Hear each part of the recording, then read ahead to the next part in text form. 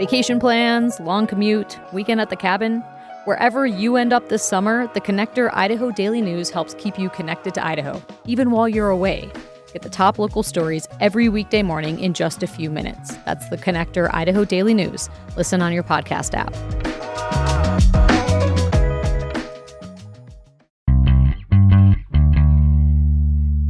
From the studios of Boise State Public Radio News, I'm Gemma Gaudette. This is Idaho Matters. It's Friday, which means it's time for our Reporter Roundtable. This is when we get you up to date on all the news that made headlines this last week and today. Our panel includes Clark Corbin with Idaho Capital Sun, Kyle Funenstill, reporter for the Idaho Capital Sun, Max Silverson, editor of the Star News, and our very own George Prentice with Boise State Public Radio. Hi, everyone, and happy Friday to you. Hey, Gemma. Happy Friday. Hi, Gemma. So, George, let's begin with you because Boise-based Albertsons is making some headlines today, not the kind I think the company was hoping to make. So, George, bring us up to date. You know, Gemma, I was doing a little dive into history, and it turns out that it was actually this week. It was July 21st, 1939, when Joe Albertson first opened his store on State Street in Boise. Well, as we know now, Albertsons is one of the largest food retailers in the United States, some 2,200 stores across 35 states, about 40 stores here in Idaho, 5,000 employees. So each quarter, they have earnings reports to their top investors. And yesterday, the news was not good. It was not good at all. Here are the numbers. For their most recent quarter, Albertsons posted about $85 million in net income, $85 million. Compare that to the same quarter a year ago when it was $236 million. $236 million a year ago, $85 million the most recent quarter. Their shares took a nosedive. If you go online right now and type in Albertson stock and it comes up, there's a New York Stock Exchange, it is the definition of a cliff. And they went, so for the last few years, Albertson shares have traded around $20. Yesterday, they dropped to about $11, and that's where they are even as we speak right now. They lost in one day more than 20% of their value. So, George, what, if anything, are Albertsons officials saying about the cause of this really poor financial report? Yeah. They say they are losing, in particular, low-income shoppers, what they consider blue-collar shoppers, to the huge retailers. And they name them the biggest. And by the way, the term they use, which is kind of cringy, the term they use is leakage. And here's a quote: "Our biggest leakage is to the big players, to Walmart and Amazon."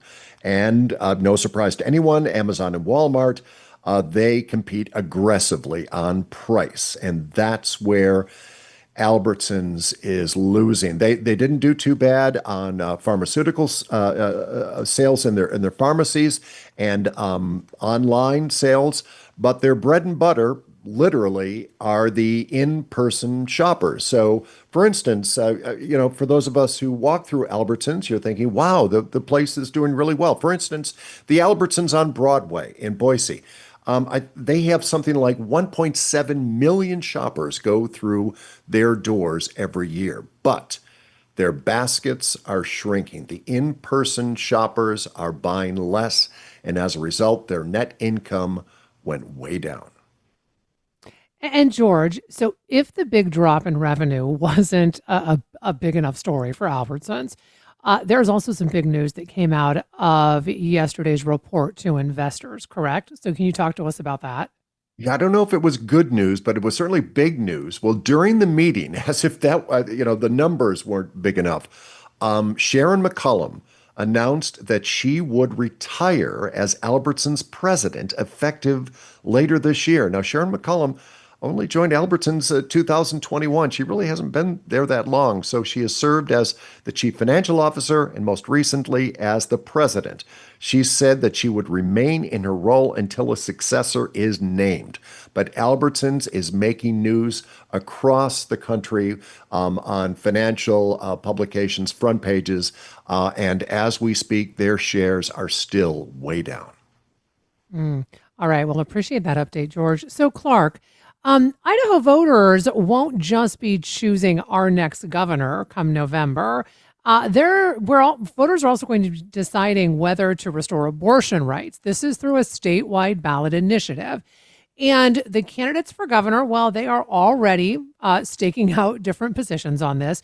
So, Clark, where do each of our main gubernatorial candidates stand on this ballot initiative? And how much of a campaign issue is this becoming? Yeah, for sure, Gemma. Thanks. I talked to 3 of the candidates that are challenging incumbent Governor Brad Little this year. I talked to Democrat Terry Pickens. I talked to independent John Stegner, and I talked to a Constitution Party candidate who legally changed his name to pro-life. And both Pickens, the Democrat, and Stegner, the independent, said that if voters approve the ballot initiative in November to end Idaho's abortion ban and restore abortion rights, both Pickens and Stegner said that they would totally support that decision. They would work as governor to implement that law, and they would even try to fight the legislature and oppose any efforts to repeal it. And that's important because even if voters do approve the ballot initiative, it becomes a law just like any other. And that means the legislature would have the power to repeal it or block it. And 16 Republicans who are running for the legislature this fall have already said that even if voters do approve this ballot initiative, that they would repeal it or veto it. And so I reached out to all of the governors, all the candidates running for governor, and I heard from 3 of the candidates, like I said, challenging Brad Little. I did not hear back from Governor Little when we reached out and requested an interview, but I think it is becoming an important issue. I think it's maybe going to be one of the most closely watched issues in Idaho this fall. It only takes a simple majority vote to approve it, and so I think that there's going to be a lot of interest in that ballot initiative. And when I talked with Terry Pickens, the Democrat, she said that that's part of her strategy for winning her governor's race, is that she's counting on young people and women and families to come out and support the Reproductive Privacy and Freedom Act. And so she thinks that she's going to get a boost from it. And likewise, independent John Stegner also said that he thinks that it's polling well. He thinks that it's going to pass and that he would support it as governor. Now, on the other side of the coin, we talked about the Republicans opposing it, and the Constitution Party candidate that I spoke to also said that he would immediately work to oppose it or veto it or block it from being implemented if voters pass it. And so as we get closer and closer to November's election, I know that there will be a lot of interest in this ballot initiative and where the different candidates for office, whether they're legislators or running for governor, stand, Gemma. So, Clark, several Republican lawmakers have already said that they would work to overturn this initiative if it passes. Yeah. Can you talk about how unusual this is and what would that process look like? Yeah, it could look like any number of, there's a couple of different forms it could take. First of all, the legislature has the power to call itself back into a special session. They could do that immediately after the election if 60% of the members from both chambers made a written request to do so. Otherwise, they could wait till January. The 2027 legislative session begins in early January. And so what it would look like is either passing a bill, most likely would be the way to do it. And I've talked to several people about it. It is unusual, but not unprecedented. And I can give you an example, Gemma. In the 1990s, Idaho voters passed a ballot initiative calling for term limits for state and federal officials, and the legislature blocked it and didn't implement it and vetoed it. So it has happened before, but I've talked to a bunch of people independent gubernatorial candidate John Stegner, he's a former Idaho Supreme Court justice. He said it would be a really bad look. It would be talking about going in and immediately overturning the will of the people. And he said what he would do is he would try to fight that, and he would campaign against anyone that worked to block it or repeal it if voters approve it in November. So already some candidates sort of out staking out different positions and sort of pledging to either fight to protect it or push to repeal it there, Gemma. So, Clark, I'm curious, how significant from all of the reporting that you've done when it comes to elections, do you think this issue could be in driving voter turnout, both in the governor's race, but also in legislative races and this ballot initiative? I think it's definitely going to help. This is a big election for a number of reasons. Federally, it's the midterms. I think we have 3 of Idaho's 4 seats in Congress up for election. All 105 seats in the legislature are up for office. All of the statewide candidates, including, governor and superintendent of public instruction and attorney general, they're all up for office, in addition to this ballot initiative to end the abortion ban and restore the right to an abortion. So I think it's going to add to what is already going to be an election with a lot of interest. But because we know about the supermajority Republicans have, I think maybe the outcome is more unknown when it comes to the ballot initiative and having a chance to pass. Whereas I think generally history teaches us that Republicans across the board do very well in general elections in Idaho. So maybe there won't be as many surprises in some of the statewide candidate races. Whereas I think the ballot initiative has a lot of interest. There were already gathered, I think more than 100,000 voter signatures were submitted from Idahoans just to get it qualified for the election this year. It's something that's already been talked about by people across the state for months. And so I think it will boost turnout. And I think it's maybe one of the things that will be watched the most closely because we don't know what the outcome will be. Whereas I think some of the other, like I said, statewide contests, Republicans have historically done very well and would look to do very well once again this year. Kyle, Idaho and the Trump administration are on the same page about keeping non-citizens off voter rolls. However, they're now clashing over how far the federal government should go in policing state elections. So what prompted this, I would say, unusual sharp response from Idaho's Attorney General's office to the U.S. Justice Department? I, first off, would also describe this as unusually sharp. I guess I have been covering this issue over non-citizen voting for a few years with the Secretary of State's office, and it seems to be coming to a really big boiling point with the Trump administration. So I guess there's a ton of background to unpack here, but I guess it's safe to say that the Idaho Secretary of State's office and the Trump administration have been arguing about how much access the feds should have to our voter roll, and it's been a pretty sore subject lately. But the big thing that came before this latest response from the Idaho Attorney General's office, which represents the Secretary of State, is that the Justice Department had sent Secretary of State Phil McGrane a letter that was threatening to prosecute local and state election officials if they let non-citizens vote in federal elections. And this, of course, came before the 2026 midterms. This letter seemed like a form letter that the Justice Department had sent to all 50 states, but in Idaho, it was not well received. The state has, for the past few years, been doing a lot of work to ensure that non-citizens aren't voting in our elections. We made a pretty big push a couple years ago to promote this audit that Secretary of State Phil McGrane's office was doing of all registered voters to search for non-citizens to purge it that stemmed from an executive order from him and the governor. And so Secretary of State McGrane's attorney with the Attorney General's office didn't take too kindly to the Justice's Department letter insinuating that there were non-citizens who were voting. And he told them in no uncertain terms to stop threatening your friends in Idaho and to drop the DOJ's lawsuit against McGrane. So Kyle, Idaho officials are arguing that they're already aggressively removing ineligible voters. So, do we know what's at the heart of this dispute between the state and the Justice Department? Yeah, so the second Trump administration has taken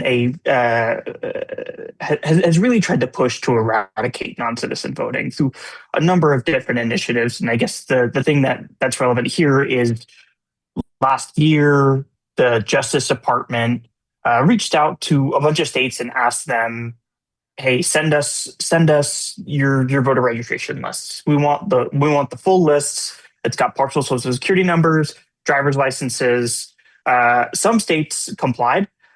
Some states, including many Democratic states and some Republican-led states, did not comply. And the Trump administration, through the Justice Department, sued 30 states in an effort to get their voter roll. And as part of this push to get states voter roll, the federal government is making the case that it's entitled to these records by several federal laws. And these are similar arguments that the Trump administration is making in other states as well. And they're making it in our lawsuit against Secretary of State Bill McCrain. So at the core, this comes down to, following up on the president's longtime claim that many non-citizens are wrongfully voting in elections, and the government has to do something to stop this. A lot of research and experts, including Idaho officials, say that this is a crime that's actually quite rare, and there are other systems in place that are already catching it. And for Idaho, this is also complicated. This request to get our voter roll. Secretary of State Phil McCrain says that Idaho's laws don't just let him share our voter rolls, and he told the Justice Department that back in the spring when he refused to give over our voter roll. And I think what came out of this back and forth is that this latest back and forth, is that Idaho wants it known that we are taking a very proactive approach in making sure that non-citizens don't vote. And I guess it's also worth noting that McCrain's attorney, who's high up in the Attorney General's office, asked the Justice Department to update Idaho on federal efforts to prosecute some of the 15 non-citizens that Idaho removed from its voter rolls and forwarded to the Justice Department for prosecution, because Idaho doesn't know if the feds have done anything with those cases. Mm-hmm. So, Kyle, where does the lawsuit stand right now, and what could happen next?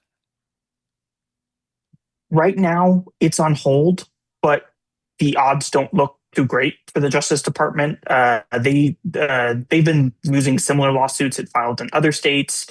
The Idaho case is on hold while the court considers appeals from the Justice Department in two other states, Oregon and California. And as for what's up next, I'm very interested to see how a judge would rule on the Justice Department's attempt in Idaho, whether the statutes it's citing actually do give it authority to demand these documents from states. And I'd also like to see a judge settle on Idaho Secretary of State Bill McCrain's arguments that he wouldn't share the data because there are protections in Idaho law over this voter data. Okay, appreciate that. Let's head up to Valley County now, because, Max, there's a proposal to reopen a gravel pit near McCall. It's on hold. State officials questioned whether nearby residents were given enough notice before the project came up for approval. So, Max, what led the Idaho Land Board to delay this decision? I mean, instead of voting on that lease, which they would have done this week. Yes, so this is a proposal to reopen an old, I guess it's about 40 years old. It's a gravel pit that mines basalt. And I think the neighbors up in that area, which is kind of just to the west of Payette Lake, got wind of the proposal and were shocked and a little freaked out that their quiet neighborhood was about to be the site of a pretty large mining operation. And I should also specify too, the land board kind of involves some of the same players that Kyle was just talking about. That's the governor, secretary of state, attorney general, superintendent of public instruction, controller, and the director of IDL. And they make decisions for the Idaho Department of Lands. So, Max, what concerns then did board members raise about how the state notified the public of projects like this one? They were just kind of unhappy with how public notifications go out in general, and that the public, this comes up kind of a lot at their board. That the public is gets this notification maybe too late that something big is happening in their backyard, and they're wondering, why didn't I know about this? Well, I would put in a plug for your local newspaper. The notifications were in our legal department and the back and the classifieds there, but they're, it's written in very specific legal language, and it's that tiny little type that you really have to want to go look for it. It's not, blasted across social media. It's not super easy to find. The IDL director did say that 10 or 12 neighbors were notified, so they actually went beyond what's legally required of the department, but 10 or 12 neighbors are the people, the properties that border this site, and I think dozens of people will kind of eventually notice the stream of dump trucks going to this reopening of a mine site that's been closed and pretty quiet for a few years. Okay, so Max, assuming the lease is eventually approved, what would this project then mean? As you just said, right? Dump trucks and all of that. But for these folks who live along Warren Wagon Road?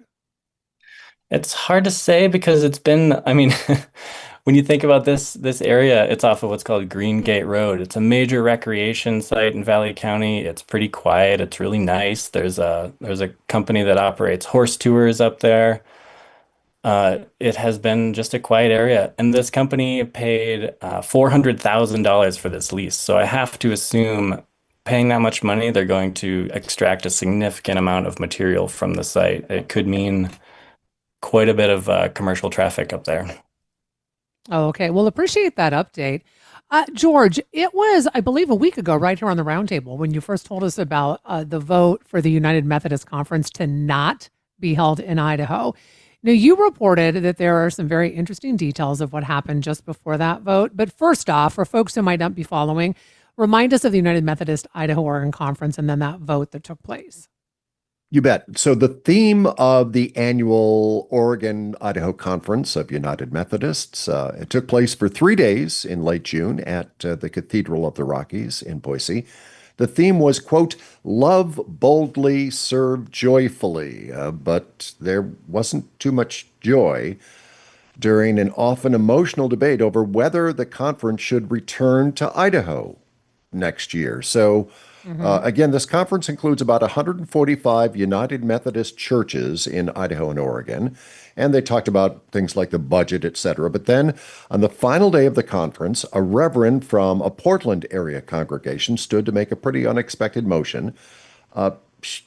Quote, "Harm has already been done at this year's conference," adding that next year's conference not be in Idaho. And moments later, and this is what's new, and this is what we want to share with listeners now, moments later, another faith leader stood to share something much more personal. Now, this is an openly queer pastor. They have 2 congregations in Oregon, and their wife had a medical emergency while in Boise.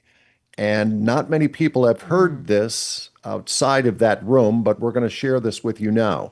Here is that pastor. Let's take a listen. I had an experience in having to accompany my wife to a local hospital for some emergency care. I experienced some microaggressions that made me feel very anxious and unsafe. I'm just asking you to consider relocating our next annual conference to a location where more of our community will feel safe and be present and participate. Okay, so George, we understand that there has been some fallout from all of this. Yeah, those are some pretty serious allegations. So I reached out to that pastor who said they have experienced microaggressions. So I asked, well, what does that mean? They wouldn't say. I asked which hospital. They wouldn't say. They would say that they have been attacked online, the minister personally, and their congregation. And then this week on this broadcast, I spoke to the bishop of the Northwest region about this, and who is also openly queer. And he said, yeah, we're at a crossroads. He insisted it's not Idaho versus Oregon, but they've got work to do. And this is what we know. that conference, which has been taking place in Idaho for years, will not be here next year. And the minister who made those allegations does not want to be specific. Okay. All right. Well, really appreciate that update, George. I know this had a lot of ripple effects. Clark, a debate over immigration enforcement is resurfacing here in our state. And this is due to one county sheriff telling lawmakers decisions about partnering with federal immigration officials should stay in local hands. So, through your reporting, what prompted the Bonneville County Sheriff to bring this message to lawmakers right now, even though, this year's bill already died? We're not even in the legislative session right now. Yeah, for sure. I think it was because, and so we're talking about Bonneville County Sheriff Samuel Holst out of Eastern Idaho. He's the president of the Idaho Sheriff's Association, and he said he was speaking for the Idaho Sheriff's Association, but he had a chance to go before the Idaho Legislature's Committee on Federalism, which was meeting yesterday, which met Thursday at the Idaho State Capitol in Boise. And this committee looks at different issues where we talk about the intersection between the different roles of the federal government and the state government. But you're absolutely right. He said that the state and the legislature should not be requiring local sheriff's offices, local police departments to sign these formal partnership agreements with ICE. He said that should be a local decision if local law enforcement wants to do that. And you're right, there was a bill earlier this legislative session that died, but several legislators, including Representative Jordan Redmond, have already said that they think during next year's legislative session in 2027 that there's going to be more immigration bills pushed. And so looking ahead to the election in November and then looking ahead to the legislative session that would begin in January, I think the sheriff was trying to get out in front of it. He also had a chance to talk. One of the members of that committee was Representative Hawkins, who was one of the co-sponsors of the bill that would have required law enforcement to partner with ICE. And so one of the things that Sheriff Holst said, he said there's a number of issues why it may not make sense for a local sheriff's office or police department. They may not have capacity at their local county jail. They may have local budget concerns, but also Sheriff Holst said that he's heard from sheriffs that said it can have an effect of making members of the community distrustful of their local sheriff's deputies if they're worried that they're going to be acting as immigration officers and immigration enforcement officers. And so Sheriff Holst said that you don't want to create a situation where maybe someone would be afraid to call 911 or contact the law enforcement if they were a victim of a crime. And so the sheriff was basically saying there's all these different reasons why this decision should be made by the people at the local level versus required by the Idaho legislature through a new law. And so I think the sheriff was trying to get out in front of it, knowing that a new legislative session with a new chance to run some immigration bills will be coming up in January. But I also think he had a chance to talk face to face with several Republicans, including one of the Republican legislators who sponsored that first bill, and kind of lay out some of the specific reasons why he didn't think that a requirement would be a good idea. Mm-hmm. Okay, so Clark, for folks who may not be familiar, can you tell us what these are they called 287 agreements? What are they, and what would they require local law enforcement to do exactly?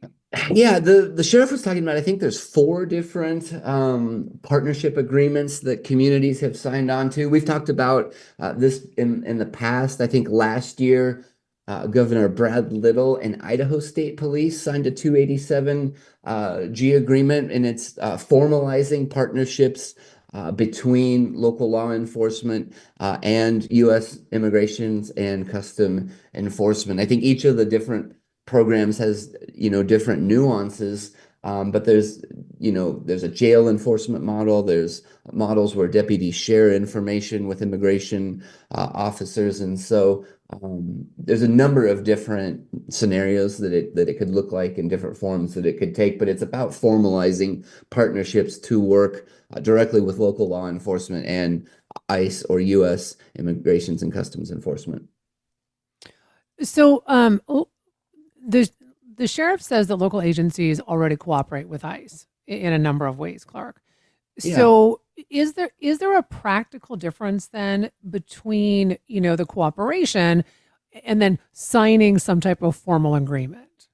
That's his whole point, is that there is a difference between signing an agreement and then having these requirements. And then I think there's funding that's at play, and there may be certifications and protocols that deputies and officers have to go through. And so he said there is a difference between signing a formal agreement and being subject to that. He also said that could transfer some of the authority of those deputies could be coming from the federal government instead of the local sheriff or the local police chief in these cases where these agreements are signed. And so he said it is different than some of the informal cooperation that happens with maybe sharing information about an individual who's been arrested at the local level. So he said that there is a big difference, and he said that specifically is why one of the things that he wanted to draw legislators' attention to was why it was different and how these formal requirements maybe kick off a bunch of different things that legislators weren't thinking about when it comes to the budget, when it comes to training, when it comes to capacity at the jail, and different things of that nature, Gemma. So do you think there is a pretty strong likelihood that they'll want to bring this back to the legislative session in 2027?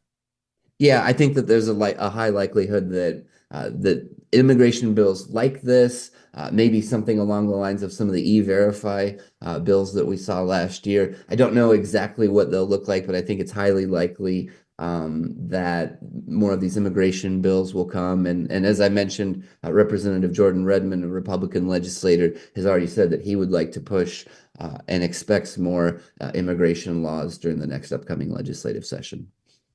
All right. Well, I appreciate that, Clark. Kyle, Idaho's new law restricting which bathrooms transgender people can use is now in effect. However, there are questions that are remaining about, how do prosecutors realistically enforce this? Your reporting found that even law enforcement officials aren't really sure how to enforce this type of law. So what are the biggest unanswered questions? Thanks. So I guess just to step back, in the legislature, we heard from so many law enforcement officials calling this bill difficult to enforce and saying that it might require using invasive methods by law enforcement. So as it was about to take effect, I wanted to circle back with them. How invasive would it be? What methods would you use to enforce the law? And I guess for me, the list of unanswered questions is quite long. One of the biggest unanswered questions for me was, how do police officers prove someone's biological sex? What if it isn't obvious? How far will you have to go? Will ID cards be enough? If not, what might officers need to do? Like inspecting people's naked bodies or testing people's DNA, which were some of the more invasive methods that were floated. Some officers I talked to walked through certain circumstances where law enforcement officers could seek a warrant to do that stuff, to inspect people's naked bodies or to do DNA testing. But largely, I walked away from those conversations without clear answers to many questions I started out with about how this bill would be enforced. And one lawmaker who was one of the first to raise these questions in the legislative cycle, he's a Boise Democrat named Representative Chris Mathias, said he didn't really know either. So, Kyle, a federal judge has already partially blocked parts of the law. So what does that ruling mean, for transgender Idahoans and frankly for law enforcement who are being, told they would have to enforce this law? So this is complicated. I don't think it's accurate to say that the law's application in bathrooms is blocked entirely. That's okay. So the judge's block only affected the bill's bathroom provisions, but not its application in changing rooms, because it applies in two different places.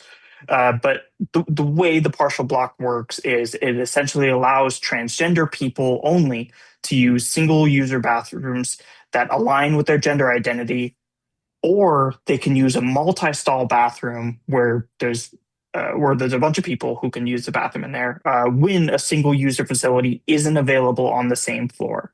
And for some trans folks I've talked to, this block raises more questions about how this is going to be enforced. Like, how do you enforce the law if a trans person uses a multi-occupancy restroom without knowing there's a single user restroom on the same floor? Because that's the standard in the preliminary injunction. So I think there's a lot more questions I don't know how to answer. No, I think that's very fair. So bottom line is this, though, is do we think this is going to just be tied up in the courts for quite some time? It seems that's a possibility. That's a good question that I don't have a great answer to right now. The Attorney General's office appealed the Idaho federal judge's partial block of this law to the Ninth Circuit Court of Appeals, which is processing the appeal. The lawsuit, which is brought by the ACLU, is still in progress. So I guess in short, I'm not sure how long the judge's partial block will be maintained, if it's going to be upheld by the higher court, or if the partial block could potentially become a permanent partial block. I don't know what form that would take. So I think there's a lot of open questions. Yeah, I think there's a lot of open questions. But Kyle, appreciate the reporting on that and just giving us a better understanding of how the law is being enforced and what exactly that federal judge blocked and did not block. So Max, after scaling back its original vision, the nonprofit that's behind the Ponderosa Center, which is in McCall, it's found a new home. And it's what it will do, my understanding is it'll bring plans for a performing arts community center just one step closer to becoming a reality. So can you start with this? Why did the Ponderosa Center decide to move away from its original downtown lakefront location? And why do they say this new site is a better fit? I think bottom line, this was a more attainable location and a more doable plan. Their previous plans called for $26 million to build a almost 30,000 square foot facility in downtown McCall, which is humongous. This is a little bit smaller, about half the size. Well, a little bit, yeah. It's still going to be about 15,000 square feet. And what the organizers told me is that they realized they were sort of chasing a view that would not have mattered once you were inside the building. Like at its core, this is a performing arts center with an auditorium that doesn't have windows. So you don't really need to be in the prime real estate. And looking at it from an outside perspective, I personally think this is a better spot because there's an established large parking lot there. And downtown parking in McCall it'd be hard to squeeze in 800 cars. Hey, listen, a parking lot is always nice, especially when you're dealing with a downtown area. So, Definitely. Max, what will this new facility include? I mean, how could it change really the arts landscape and really the community landscape in McCall once it's built? Yeah, no, I think we have a pretty vibrant arts landscape already. I mean, there's the Alpine Playhouse in McCall, there's the Roxy Theater, which is in Cascade, but still pretty close. This would add something different and larger, though. This is 350 to 400 people in a space specifically designed for the performing arts. It would have kind of what they call a multi-purpose innovation lab, which sounds like kind of a do what you will with it. There's a lot of possibilities there, and a meeting space. Like it would host large events, conferences, who knows what. But it would also be a new home for the McCall Area Chamber of Commerce. The McCall Ski Heritage Foundation will have exhibits there. And it would host performances by the McCall Music Society. So having a centralized location for all of those organizations in one place that people can get to is huge. So, Max, is this new site a go? I mean, and if it is, what is the date or idea of when this would be built and ready for performances? Good question. I think there's still a lot of work to be done. I mean, there's still quite a bit of money to be raised and a lot of infrastructure to go in there. We also learned that it will be a bit of a challenge, I think, to develop anything else in that specific location. So if anyone is familiar with McCall, it's where the Ridley's Market is. It's that whole kind of, not exactly a strip mall area, but it's called the Marketplace. It's owned by J.R. Simplot Company. And there was recently a proposal to to add a new D&B supply that was approved. And what the McCall City Council said at that meeting is that any more businesses that come into this area, because there are more retail spaces, they will probably be responsible for some significant traffic improvements because that that site is kind of reaching its capacity for the current traffic layout. So that's another thing for this group to look forward to, is dealing with that challenge of improving infrastructure, which, as we know, is never an easy task. Well, no, especially, in those smaller communities. We'll appreciate that update, Max. So, George, let's take the rest of our time together today and talk Ironman, because this endurance race is returning to Boise tomorrow. It was gone for a decade, came back last year. But before we get to that, tell us about some feedback from last year's race after being gone for a decade. Yeah, a lot of people were excited about Ironman coming back to Boise, but I think a fair amount of us remember last year's Ironman. It did not go well. Every major event in Boise has to go before what is called the Special Events Committee. Everything from San Ignacio to the 4th of July and the park to Ironman. So just a few weeks ago, organizers for Ironman came to the committee, and they had to sit in front of, law enforcement and streets and legal, and everybody's there. They pretty much got dressed down due to the traffic mess that happened during last year's Ironman. Here is Maria Wig. She is the city's Director of Community Engagement. Let's take a listen. I think we all collectively recognize what a substantial and negative impact the race had last year, particularly on that Gowan Federal Way intersection. And I guarantee the only way that we can get information out broadly enough to feel comfortable saying that we did our best is to see some paid advertising on your part, letting folks know that there's a chance of substantial travel delays on that day. Substantial. Like, folks need to know that they may experience a 20 to 30 minute wait in advance. Okay, George. Yeah. Let's talk about this a little bit. Yeah. Are they convinced they really have this under control? Because I'm on their website right now, seeing the race day closures. And oh my goodness, I mean, we've got 1, 2, 3, 4, 5, 6, 7, 8, 9, 10, 11, 12, 13, 14, 14 race closures. And these go from Capitol Boulevard in Boise, I mean, all the way out to Lucky Peak. Yeah, I mean, here's the city basically telling them you need to go buy advertising time on the local TV stations. Now, I don't know. I don't watch a lot of television. I don't either. I'm not sure if they've done that, but I guess we're going to find out if people actually do know this. So this is all going to happen. It's going to happen early tomorrow. So here is the schedule. It starts very early. Okay. So they've got a pro field of 100 elite athletes. These are like professional Ironmen, Ironwomen. So, pardon me, they will be bussed out to Lucky Peak at about 3:30 tomorrow morning. They hit the water at about 6:25 tomorrow morning. They go out to Berkeley Bay. They come back, then they hit the bicycles, and then, of course, they run, and it is known as Ironman 70.3 for a reason. It is 70.3 miles. And to your point, Gemma, we are talking about Warm Springs and Highway 21, Federal Way, Gowan Road, Capitol Boulevard, and much, much more. Okay, and very quick, George, I have less than 2 minutes with you. It's going to be more than triple-digit heat tomorrow. These Ironmans take time. I am assuming they've got a plan to deal with this as well. I mean, there's a lot to have to navigate.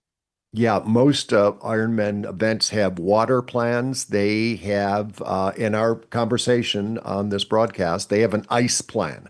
So at all of their water stations, they will have ice, and they're counting on the shade of the green belt to maybe provide some relief, but it's going to be triple digits, and these athletes are going to be busting their butts. So look for the pilot cars.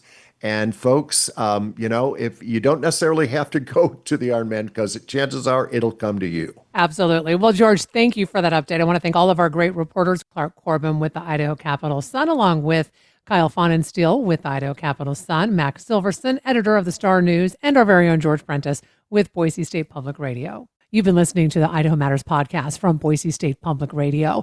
To stay in touch, you can find quick Idaho daily news every morning when you subscribe to the Connector podcast. And you can also listen to Boise State Public Radio podcasts, including Idaho Matters, on YouTube. Each story you hear on Planet Money starts with a question. What happens if we refund tariffs? Why are groceries so expensive? At NPR, we stand for your right to be curious, because the forces shaping our world can be hard to see. Follow NPR's Planet Money wherever you get your podcasts and start seeing how the economy really works.